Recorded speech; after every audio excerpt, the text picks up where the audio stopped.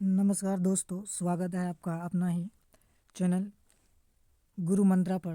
तो आज हम लोग पढ़ने वाले हैं सीडीपी, है ना। तो सीडीपी का जितना भी पीवाईक्यू है तो उसको हम लोग क्या करते हैं, क्लास बाय क्लास रोज़ पढ़ते हैं। तो आज भी हम लोग क्या करेंगे, पीवाईक्यू को ही पढ़ेंगे और देखेंगे कैसा क्वेश्चन आता है और कैसे क्वेश्चन को बनाया जाता है। ठीक है, तो सबसे पहले आपका ये पहला क्वेश्चन हुआ आज का। तो क्वेश्चन क्या कहता है उसको पढ़ेंगे और इसका जो सही आंसर है उसको निकालेंगे। तो क्वेश्चन कहता है कि बालक, है ना, बालकों के व्यक्तिगत विकास, ऑप्शन में दिया है के लिए विकासात्मक प्रतिमान के उद्भव कर के सटीकता से वे पक्के पर भविष्यवाणी की जा सकती है। दूसरा कहता है कि के लिए पूर्वानुमान बिल्कुल नहीं लगाया जा सकता है, या के लिए कुछ हद तक पूर्वानुमान लगाया जा सकता है, परंतु सभी बच्चों के विकास की दर अलग अलग होती है और अव्यवस्थित व असतत होता है। तो आपको यहाँ बताना है कि बालकों के व्यक्तिगत विकास जो है कैसा होता है। तो यहाँ पर दिया के लिए विकासात्मक प्रतिमान को उद्भव करके सटीकता से मापा जा सकता है। तो यहाँ तो सटीकता से मापा नहीं जा सकता है, ये तो कट जाएगा। दूसरे में कहता है कि के लिए पूर्व अनुमान बिल्कुल नहीं लगाया जा सकता, ऐसा भी नहीं है, लगाया जा सकता है। और सी में कहता है के लिए कुछ हद तक पूर्व अनुमान लगाया जा सकता है, परंतु सभी बच्चों के विकास की दर अलग अलग होती है। ऑप्शन नंबर सी बिल्कुल सही है, क्योंकि प्रत्येक बच्चे अलग अलग होती है और उसके विकास का दर भी अलग अलग होता है। इसीलिए हम क्या करते हैं, इसका पूर्व अनुमान पूरा नहीं लगा सकते हैं, कुछ हद तक लगा सकते हैं और कुछ हद तक ही सही होगा ये। तो यहाँ पे ऑप्शन नंबर जो सी है वो बिल्कुल सही हो जाएगा। क्वेश्चन नंबर 2 में पढ़ेंगे। क्वेश्चन नंबर 2 में कह रहा है कि निम्नलिखित में से कौन सा कथन सही है। आपको यहाँ कथन दिया गया है और कहता है कि कौन सा कथन क्या है, सही है, उसको देखेंगे। विकास क्रमबद्ध नहीं होता है। बी में दिया है विकास अव्यवस्थित होता है। सी में दिया है क्या विकास एक सतत प्रक्रिया है। और डी में दिया है कि विकास, और डी में कहता है कि विकासात्मक प्रतिमान सांस्कृतिक परिवेश से प्रभावित नहीं होता है। ठीक है, यहाँ पे आपको क्या करना है, सही कथन चुनना है। तो पहले में क्या कहा है, विकास क्रमबद्ध नहीं होता, बिल्कुल गलत का, क्योंकि विकास क्या होता है, एक क्रमबद्ध से होता है। ठीक है, विकास अव्यवस्थित है, बिल्कुल गलत है, क्योंकि विकास क्या है, यह व्यवस्थित है। विकास एक सतत प्रक्रिया, हाँ, ऑप्शन नंबर सी बिल्कुल सही होगा। ठीक है, चलो अगला क्वेश्चन। बच्चे अपने समाज के बारे में ज्ञान, रहने के कौशल, मूल्य, रीति रिवाज जो होता है किससे सीखता है। ए में दिया है कि आस पड़ोस से, है ना, या धर्म। सी में दिया है स्कूल और डी में दिया है समकक्षी समूह से। तो यहाँ पर क्या क्वेश्चन में दिया है कि बच्चे जो है वो ज्ञान का रचना कैसे करते हैं, ये रहने के कौशल या मूल्य से या रीतियाँ किससे सीखते हैं। तो वो आस पड़ोस से भी सीखता है, धर्म से भी सीखते हैं, स्कूल से भी सीखते हैं और समकक्षी समूह अपने, है ना, दोस्त यार से भी सीखते हैं। तो इसीलिए ऑप्शन नंबर डी यानी चारों बिल्कुल क्या हो जाएगा, सही होगा। तो ऑप्शन नंबर 4 उसका राइट आंसर होगा। और क्वेश्चन नंबर 4 में जीन पियाजे के सिद्धांतों के अनुसार अनुकूलन किन दो क्रियाओं के, है ना, समाहित करता है। विकल्प दिया है समायोजन व समावेशन, या संतुलीकरण एवं संगठन, या समायोजन एवं संतुलीकरण, या समावेशन एवं संगठन। तो यहाँ पर जीन पियाजे ने क्या कहा था, तो समावेशन और क्या समायोजन, ये दोनों ही वर्ड कौन दिया है, तो जीन पियाजे ही दिए हैं। ठीक है, अगला क्वेश्चन क्या कर रहा है कि कहता है कि जीन पियाजे के संज्ञानात्मक विकास के किस स्तर पर बच्चे लंबाई व भार जैसे गुणात्मक आधारों पर वस्तुओं को व्यवस्थित कर पाते हैं, यहाँ तक कर पाते हैं। ठीक है, फिर कहा कि परंतु, यहाँ तक कर पाते, परंतु अमूर्त संरचनाओं की संक्रियात्मक कठिनाई महसूस करता है। तो बताना है कि ऑप्शन कौन सही होगा। क्वेश्चन को देखो, यहाँ से समझेंगे कि बच्चे क्या है, वो लंबाई, भार, इस सब के बारे में, उसके गुण के बारे में वह क्या पता लगा सकता है, लेकिन अमूर्त वह संरचना नहीं कर सकता है। तो वह कौन सा स्टेज में होगा, संवेदी चालक अवस्था होगा, या पूर्व संक्रियात्मक अवस्था होगा, या मूर्त संक्रियात्मक होगा, या अमूर्त संक्रियात्मक होगा। तो यहाँ पर अमूर्त हो ही नहीं सकता, क्योंकि वह कहता है कि अमूर्त संरचना की में कठिनाई होती है, तो अमूर्त कट जाएगा। तो ऑप्शन नंबर जो सी है, मूर्त संक्रियात्मक अवस्था में बच्चे क्या करते हैं, तो यह गुणात्मक हो या किसी भी चीज़ का मूर्त है। और अगला नंबर क्वेश्चन दो क्या कहता है कि लेव वाइगोस्की के सिद्धांतों के अनुसार व्यक्तिगत वाद, है ना, तो व्यक्तिगत वाद बच्चों को अपनी सोच विनिमय करने में मदद करता है, या बच्चों की सोच में रुकावट पैदा करती है, या बच्चों की आत्मकेंद्रितता दर्शाता है, या बच्चों को चुनौतीपूर्ण कार्य दिए जाने पर घटता जाता है। तो आपको बताना है कि लेव वाइगोस्की ने जो कहा उसके अनुसार व्यक्ति के जो वाक होती है तो वो क्या होता है, तो बच्चों को अपनी सोच विनियमित या विनिमय करने में क्या करता है, मदद करता है। जो ऑप्शन नंबर ए बिल्कुल क्या होगा, सही हो जाएगा। अगला क्वेश्चन देखो, अगला क्वेश्चन कहता है कि पूजा अपनी दोस्तों को कहती है कि हमें कक्षा के नियमों का पालन करना चाहिए, वरना शिक्षिका हमें बाहर खेलने की अनुमति नहीं देगी। पूजा जो है वो लॉरेंस कोहलबर्ग के नैतिक विकास के किस चरण में है ना? आज्ञा पालन एवं दंड अभिविन्यास, अच्छा लड़का एवं अच्छा लड़की अभिविन्यास, अधिकारिता एवं सामाजिक क्रम व्यवस्था अभिविन्यास, या सार्वभौमिक नैतिक सिद्धांत अभिविन्यास। को बताना है कि लॉरेंस कोहलबर्ग के नैतिक विकास के किस चरण में। तो क्वेश्चन में कहता है कि नियमों का पालन करना चाहिए, वरना शिक्षक हमें क्या करेंगे, हमें बाहर खेलने के लिए अनुमति नहीं देगी, अगर चले गए तो सजा मिलेगी। तो यहाँ पर तो क्या हो जाएगा, विकल्प ए बिल्कुल सही होगा, आज्ञा पालन एवं दंड अभिविन्यास। ठीक है, तो यहाँ आज्ञा पालन कर रहे हैं बच्चे, अगर यहाँ पर उसे दंड नहीं मिलता तो वे बिल्कुल ही खेलने जाते। तो इसीलिए ऑप्शन नंबर ए क्या होगा, बिल्कुल सही हो जाएगा। क्वेश्चन नंबर 8 में कहता है कि हावर्ड गार्डनर के अनुसार निम्नलिखित में से कौन सा कथन सही नहीं है। आपको क्या चुनना है कि सही नहीं है, कि हावर्ड गार्डनर ने जो कथन दिया है उसमें से कौन सा कथन उन्होंने नहीं दिया है, वो गलत है। ऑप्शन ए में दिया है कि बुद्धिमत्ता एक स्थिर तथा अस्थायी विशिष्टता है। बी में है कि बुद्धिमत्ता को परिपोषित व विकसित किया जा सकता है। सी में दिया क्या बुद्धिमत्ता किसी एक सामान्य खंड से हावी नहीं होती है, अपितु कई प्रकार की होती है। और डी में है कि बुद्धिमत्ता को एकाकी आयाम में सहबद्ध नहीं किया जा सकता है।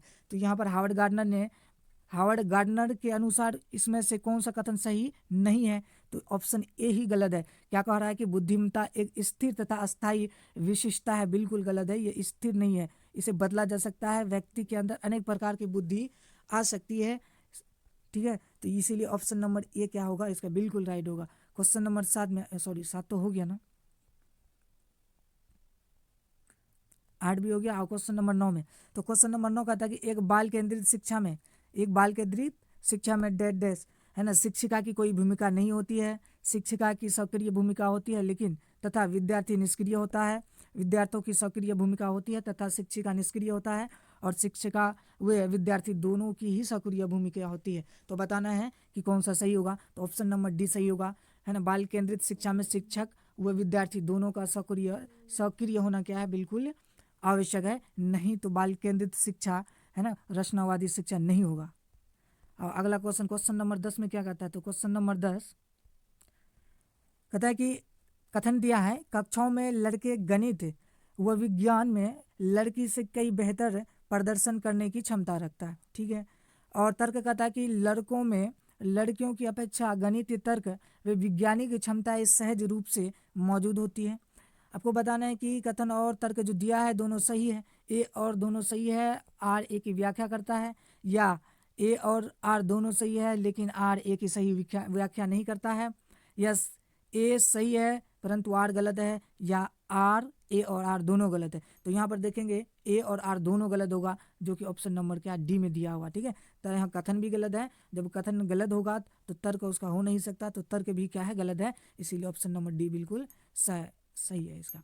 और क्वेश्चन नंबर 11 में कह रहा है कि राष्ट्रीय शिक्षा नीति है ना 2020, राष्ट्रीय शिक्षा नीति 2020 किस पर जोर देती है। विकल्प आपके सामने में है। पहला विकल्प है कि पाठ्यचर्या का लचीलापन, दूसरा विकल्प दिया है कि पाठ्यचर्या का मानकीकरण, आपके सामने तीसरा विकल्प है पुस्तकों का गैर संदर्भीकरण, और पाठ्य पुस्तकों को रटकर याद करना। तो यहाँ पर हम लोग जानते हैं कि ये जो रटना है, तो ये जो रटना जो दिया हुआ है ये क्या है, एक निगेटिव वर्ड है। ठीक है, निष्क्रिय शब्द है ये, तो यहाँ पर तो ये रटना क्या बिल्कुल गलत होगा, तो ऑप्शन तो डी नहीं होगा। पाठ्य पुस्तक का गैर संदर्भित, गैर नहीं होना चाहिए, संदर्भित होना चाहिए। ठीक है, वर्तमान से उसकी मतलब वातावरण से जुड़ा होना चाहिए, यहाँ तक कहता है कि गैर संदर्भित। और पाठ्यचर्या का मानकीकृत है ना, लेवल मतलब स्टैंडर्ड सेट नहीं करना है, तो ये भी नहीं होगा। बच्चा ऑप्शन नंबर ए पाठ्यचर्या का लचीलापन जो क्या कहता है राष्ट्रीय शिक्षा नीति 2020 इसी पर जोर देता है, तो ऑप्शन नंबर ए बिल्कुल सही होगा। और क्वेश्चन नंबर 12 में क्वेश्चन क्या कर रहा है कि मूल्यांकन का केंद्र क्या होना चाहिए, कि मूल्यांकन का केंद्र क्या होना चाहिए। विकल्प दिया हुआ है। पहला विकल्प कहता है अधिगम करता क्या नहीं कर सकता इसका चित्रण करना। बी कहता है कि कक्षा के दूसरे बच्चों की तुलना में अधिगम कर्ता के प्रदर्शन का स्पष्टीकरण करना।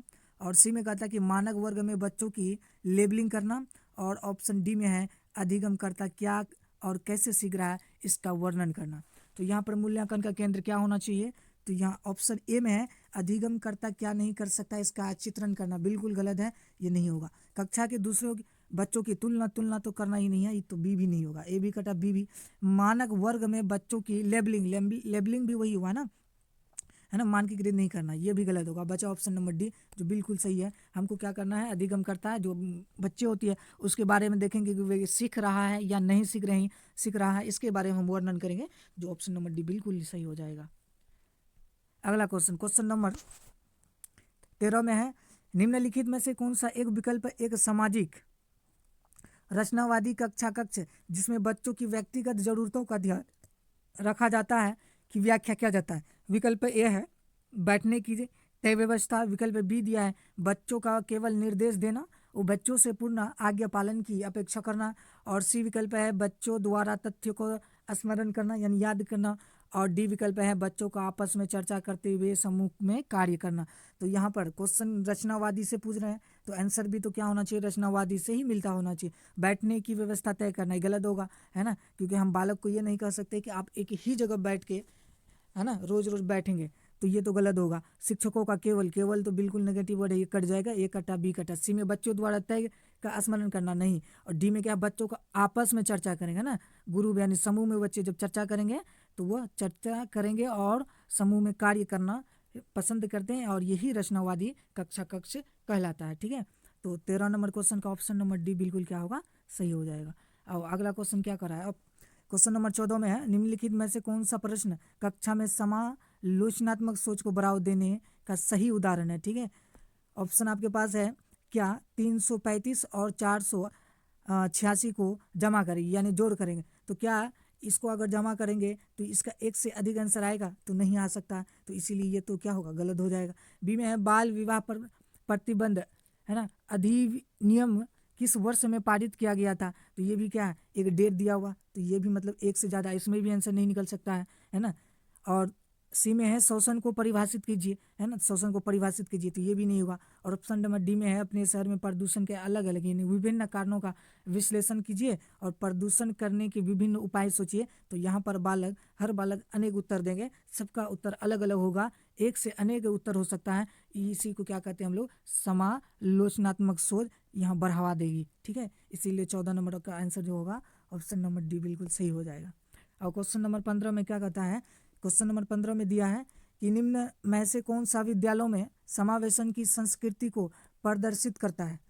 विकल्प है विद्यार्थियों की जरूरतों को पूरा करने के लिए विभेदी आकलन को बढ़ावा दिया जाता है, विभिन्न और विविध परिप्रेक्ष्यों को हतोत्साहित किया जाता है, तो ये तो पहले ही गलत होगा। विद्यालय में कुछ विद्यार्थी ही अभिवादित और समाहित समूह करते हैं, और डी विकल्प है विद्यार्थियों को उनकी योग्यता और के आधार पर अस्थायी समूह में बांटा जाता है। तो यहाँ पर आपको बताना है कि विद्यालय में समावेशन की संस्कृति को कौन प्रदर्शन करता है, विकल्प 4 में से कौन करता है। पहला विकल्प क्या देखें, विकल्प डी देखो, विद्यार्थी को उनकी योग्यता के आधार पर अस्थायी समूह में बांटा जाता है। विकल्प सी में है विद्यालय में कुछ विद्यार्थी ही, तो ये तो गलत होगा। विभिन्न और विविध परिवेश में हतोत्साहित गलत होता है, विद्यार्थी की जरूरतों को पूरा करने के लिए, है ना, विभेद यानी अलग अलग आकलन को बढ़ावा दिया जाता है, तो ऑप्शन नंबर ए बिल्कुल सही होगा। ठीक है, तो 15 नंबर क्वेश्चन का सही आंसर ऑप्शन नंबर ए होगा। क्वेश्चन नंबर 16 में पूछता है कि एक संप्रदाय को, है ना, पढ़ाने के लिए एक शिक्षिका को निम्नलिखित में से किसके उपयोग से बचना चाहिए। क्वेश्चन नेगेटिव पूछा है, गलत पूछा है, वो गलत ढूंढना है ना। संप्रदाय को बढ़ावा देने के लिए शिक्षक को निम्नलिखित में से किससे बचना चाहिए, किस प्रयोग से बचना चाहिए। विकल्प ए में है कि उस संप्रदाय से संबंधित उदाहरण देके या उस संप्रदाय के लिए असतत उदाहरण देके या संप्रदाय संबंधित गैर उदाहरण देके या उनकी सांस्कृतिक में प्रचलित है आद्य रूप में, तो नेगेटिव पूछा है। ठीक है, तो यहाँ पर क्या होगा, उस संप्रदाय से संबंधित उदाहरण जब देगा तो ये बिल्कुल बिल्कुल सही होगा, लेकिन यहाँ क्या कहा है, प्रयोग से बचना है, इससे तो बचना ही नहीं, ये तो करना ही है, उदाहरण देना ही है। ठीक है, तो ऑप्शन ए नहीं होगा। उस संप्रदाय के लिए असतत उदाहरण देना, है ना, असतत जो मतलब प्रचलित आ रहा है वही उदाहरण देना, तो ये गलत हो जाएगा। ठीक है, तो इसीलिए जो गलत होगा वही सही होगा, तो ऑप्शन नंबर बी इसमें क्या होगा कि उस संप्रदाय के लिए असतत उदाहरण शिक्षिका नहीं देगी, इसी के लिए शिक्षिका क्या होगा, बचेगी, तो ऑप्शन नंबर बी क्या हो जाएगा, बिल्कुल राइट हो जाएगा। अब क्वेश्चन नंबर 17 में है कि सांस्कृतिक रूप से विविध विद्यार्थी वाली कक्षा में एक शिक्षक को निम्नलिखित में से किससे बचना चाहिए, है ना, किससे बचना चाहिए? चर्चा में विविध संस्कृतियों को उदाहरण लाने से बचना चाहिए शिक्षक को, या परवाही संस्कृति के लिए उपयुक्त पाठ्यक्रम और शिक्षण शैली विकसित करने के से बचना चाहिए, या विद्यार्थियों को अपनी संस्कृति की अनूठी विशेषताओं को साझा करने के लिए प्रोत्साहित करना, या ऑप्शन नंबर डी विद्यार्थी के लिए सम्मान और स्वीकृति की संस्कृति को बढ़ावा देना। ठीक है, यहाँ भी नेगेटिव पूछा, क्वेश्चन में क्या कर रहा है, सांस्कृतिक रूप से विविध अनेक विद्यार्थी वाली कक्षा में एक शिक्षक निम्न में किससे बचना चाहिए? तो यहाँ पर अगर कक्षा में वो उदाहरण देंगे, चर्चा में क्या कर रहा है, विविध संस्कृति के उदाहरण लाना, तो ये तो बहुत अच्छे होगा। ठीक है, तो परवाही संस्कृति के लिए उपयुक्त पाठ्यक्रम और शिक्षण शैली विकसित करना, ये भी सही होगा। विद्यार्थियों को अपनी संस्कृति की अनूठी विशेषता को साझा करने के लिए प्रोत्साहित करेंगे, बिल्कुल। इस विद्यार्थी के बीच सम्मान और स्वीकृति की संस्कृति को बढ़ावा देना, ये भी सही होगा। लेकिन यहाँ पर देखेंगे कि ऑप्शन नंबर बी में जो है ना, ये थोड़ा सा क्या है, ये तीनों के अपेक्षा गलत है। ठीक है, तो इसीलिए ऑप्शन नंबर बी होगा। क्या है यहाँ, प्रभावी संस्कृति के लिए उपयुक्त पाठ्यक्रम और शिक्षण शैली विकसित करना, कहने का मतलब जो प्रभावी है ना, जो अमीर है उसी का ही मतलब क्या करें हम उदाहरण दे, जो गरीब है उसका नहीं। तो इसीलिए ऑप्शन नंबर डी में क्या है, ये गलत है। तो गलत पूछा है, तो ऑप्शन नंबर बी बिल्कुल सही होगा। अगला क्वेश्चन देखो, निम्नलिखित में से किससे विद्यार्थी के अक्षर और शब्दों को पढ़ने, उनकी व्याख्या करने और उन्हें समझने की क्षमता सीधे प्रभावित होती है? विकल्प दिया है, गुणज विकल्प वैकल्य, या लेखन वैकल्य, या वाचन वैकल्य, या गति समन्वय वैकल्य। यहाँ पर आपको क्या दिया, अक्षर और शब्दों को पढ़ने में कठिनाई हो रही है और उसकी व्याख्या करने के लिए, तो क्या हो जाएगा, ऑप्शन नंबर सी सही होगा। वाचन कौशल में क्या हो रहा है, विद्यार्थी को यानी वाचन वैकल्य में दिक्कत ही हो रही है। अब अगला क्वेश्चन नंबर 7 में है कि गतिक दिव्यांगत वाले विद्यार्थियों का सफल समावेशन सुनिश्चित करने के लिए निम्नलिखित में से किससे बचना चाहिए, है ना। तो यहाँ पर भी दिया है किससे बचना चाहिए। यहाँ पर एक ऑप्शन क्या होगा, गलत होगा, और 3 ऑप्शन सही होगा। जो गलत है उसी को लेंगे। ठीक है, ऊपरी मंजिल पर देखो, यहाँ पर दिव्यांग बच्चा है। ठीक है, बच्चा कैसा है, दिव्यांग है, और वे गतिविधि करवाना चाहता है, तो उसको क्या चीज़ करना चाहिए, क्या चीज़ नहीं करना चाहिए। अगर विद्यार्थी क्या है, दिव्यांग है, तो ऊपरी मंजिल पर कक्षा, पुस्तकालय और प्रयोगशाला का आवंटन करना। अगर ऊपरी मंजिल पर कक्षा या पुस्तकालय को लगा दिया जाए, है ना, वहाँ पर खोल दिया जाए, क्या गति यानी जो दिव्यांग है, जो चल नहीं सकता है, उसके लिए ये अनुकूल होगा, नहीं होगा, ये तो गलत बात है ना। तो जो गलत है वही मांगा है, तो ऑप्शन नंबर ए ही क्या हो जाएगा, सही होगा। विद्यालय के सभी क्षेत्रों को रैंप और लिफ्टों से समतल करना, सही है ये, है ना। विद्यार्थियों की आवश्यकता को अनुसार अनुकूल करना, बिल्कुल सही है। बैठने की व्यवस्था में उचित समायोजन करना, ये बिल्कुल सही है। लेकिन ऊपरी मंजिल पर कक्षा, पुस्तकालय, प्रयोगशाला आवंटन ये नहीं करना चाहिए, क्योंकि बालक क्या है, दिव्यांग है। ठीक है, तो इसीलिए ऑप्शन नंबर 19 का ऑप्शन नंबर जो ए दिया है वो बिल्कुल सही होगा। अगला क्वेश्चन नंबर 20 में है कि निम्नलिखित में से कौन सी सृजनात्मक विद्यार्थी की पहचान संबंधित विशेषता नहीं है। को बताना है कि यहाँ पर जो सृजनात्मक विद्यार्थी की क्या पहचान नहीं होता है। ठीक है, विकल्प ए में दिया है कि उच्च क्रम समस्या समाधान, अभिसारी सोच और नवाचारी प्रयोग, या जिज्ञासा की प्रबल भावना। तो यहाँ पर देखो, उच्च क्रम समस्या समाधान सृजनात्मक विद्यार्थी की एक पहचान है। यहाँ क्या पूछता है कि नहीं है, ये तो पहचान है ना। नवाचारी प्रयोग ये क्या है, सृजनात्मक विद्यार्थी की पहचान है। जिज्ञासा क्या है, सृजनात्मक विद्यार्थी यानी बालक का क्या है, पहचान है। लेकिन अभिसारी सोच पहचान नहीं, क्योंकि अभिसारी सोच में क्या होती है, विद्यार्थी रचनावादी नहीं होता, क्योंकि अभिसारी सोच में केवल एक ही चीज़ पर फोकस होता है, केवल एक पर ही। ठीक है, तो इसीलिए ऑप्शन नंबर डी क्या है, गलत है, और यही हमको मतलब पूछा है। तो इसीलिए 20 का क्या हो जाएगा, ऑप्शन नंबर 2 यानी बी बिल्कुल सही होगा।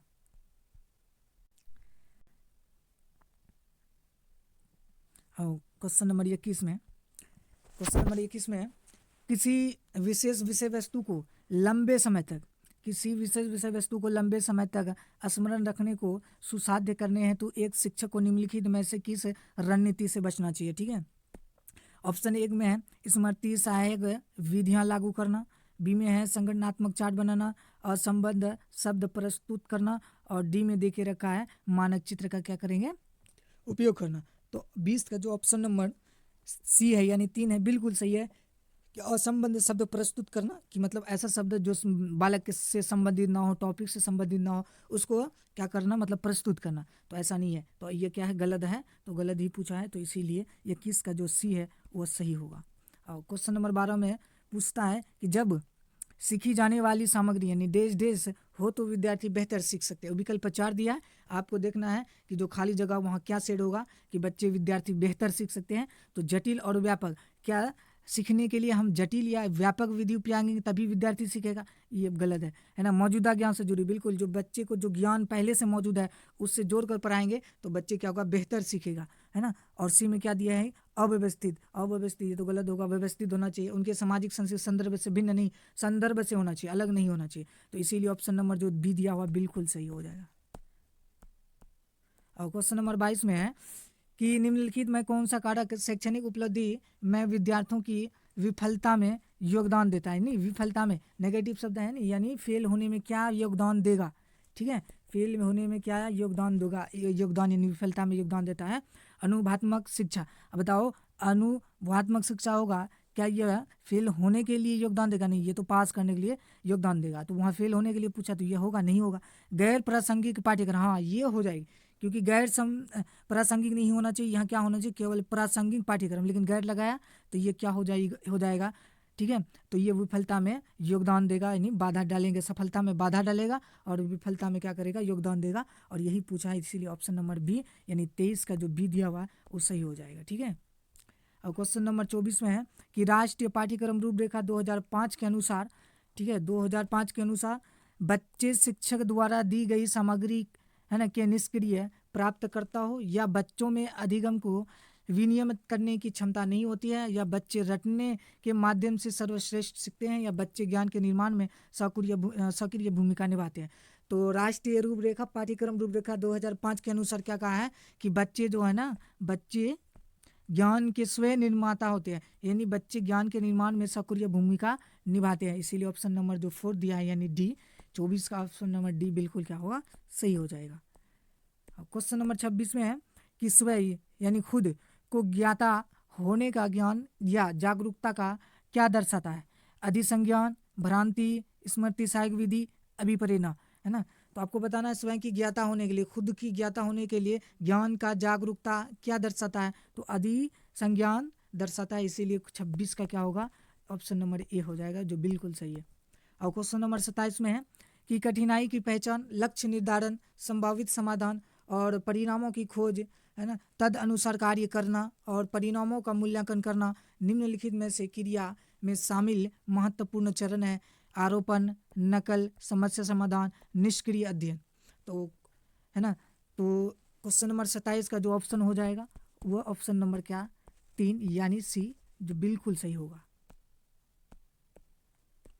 अगला क्वेश्चन में देखो, कथन का तर्क से दिया, कथन कहता है कि शिक्षण अधिगम का प्रक्रिया में भ्रांति की खोज और चर्चा करना सार्थक है, ठीक है। यहाँ क्या कहता है, शिक्षण अधिगम प्रक्रिया में भ्रांति उसकी खोज करना है और चर्चा में सार्थक है, ये तो बिल्कुल सही कह रहा है। यह विद्यार्थी को उन भ्रांति के बारे में सोचने का अवसर भी देता है, बिल्कुल सही, और गहन जांच का नेतृत्व करने में भी सहायक होता है।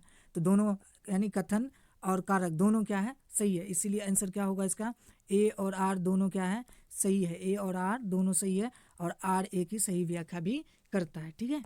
तो अगला क्वेश्चन देखेंगे।